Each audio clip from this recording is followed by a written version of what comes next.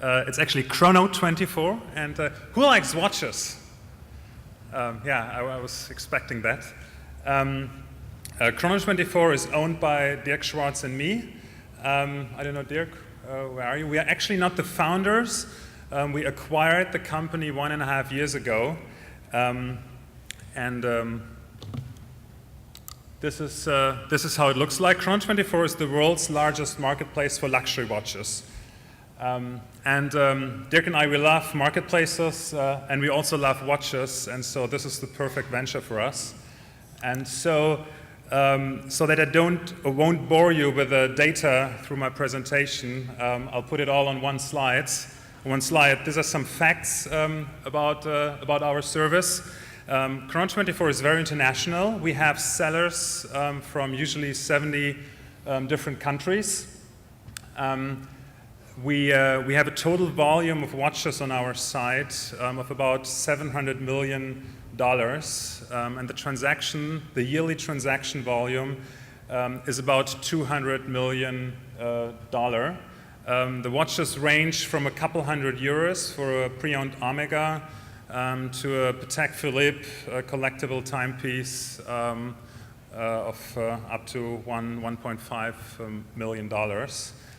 The average watch that's purchased on Chrono24 is €6,000. So we really look at some big ticket items. As I said, it's very international. We support more than 20 languages. We are located in Germany. We have sales representatives in Hong Kong, which is a very important watch market, and also in the US. We usually have something like 90,000 watches listed on our site. So if one of you wants to reward him or herself after a good deal, feel free to come to our site and take a look. What is our vision?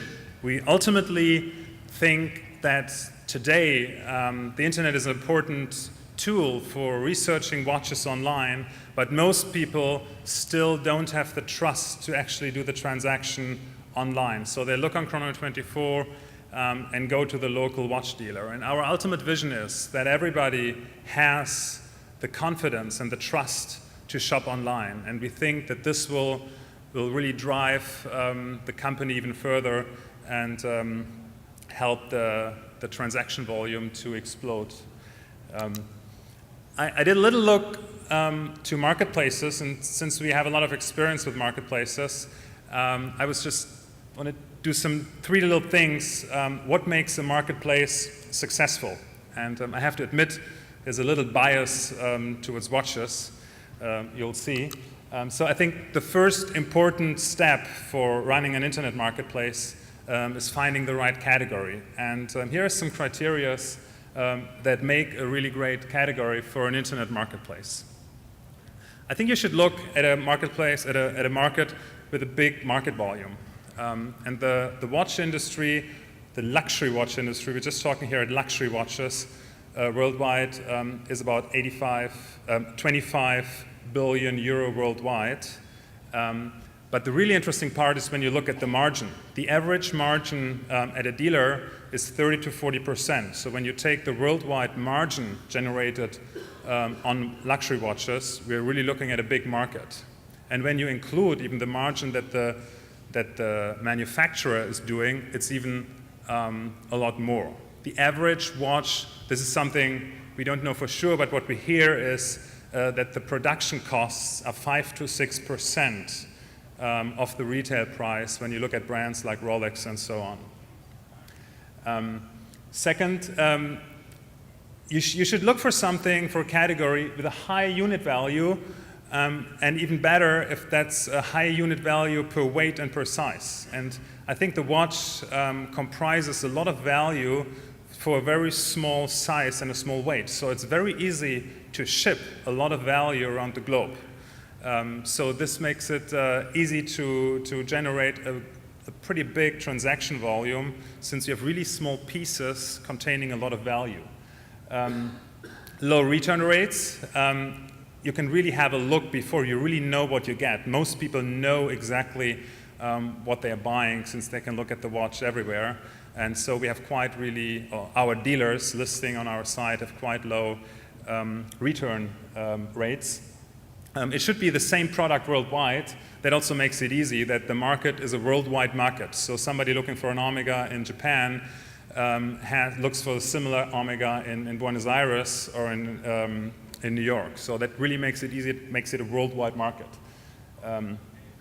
You should look for internet-savvy customers. I guess we have that. Even though a lot of people might not really have the trust at this point of time, but this is what we are working on. Yeah, you really have to love the category that you're working on, and I don't think there's a lot of cooler things than luxury watches. The second important part for running a successful online marketplace, you really have to understand and serve buyers and sellers. And I think in every category, buyers and sellers have a very specific need. And so in the watch industry, trust is a very, very important element. Chrono24 has about 700 professional sellers listing their watches on our site. Every day, 2 to 4 new sellers sign up on our site, and we really take a lot of efforts to make sure that only the best ones will be listed on our site. So in average, we only accept every second application to really make sure that only the most trusted sellers are listing their watches on our site. And this is what the buyer is expecting. And I think the buyer also wants to have an environment that is very specific to watches. And I don't know if you want to buy $8,000 Patek Philippe next to a €5 torch. So we think that a luxury category like watches really needs a very specific vertical. We all know that there's another big marketplace that caters to very different categories. Yeah, and I think we heard that before today, that it's also very important to be the number one. The internet marketplace model is the winner-takes-it-all model. And I was looking for a visual for the winner-takes-it-all, and this is the only one that Google Images gave me. So I don't know if you know these guys. Yeah, and in terms of Chrono24, since we acquired the company, we also got some offers from some of our competitors to acquire them too. We have a lot of insights in different other watch marketplaces, and the one that we consider to be the number 2 seemed to be just 3% of our volume. So we have 30 times, 35 times more requests, more visitors, which really is a good feeling for us. On the other hand, there's eBay. So the question is, in the long term, will it be eBay or will it be Chrono24?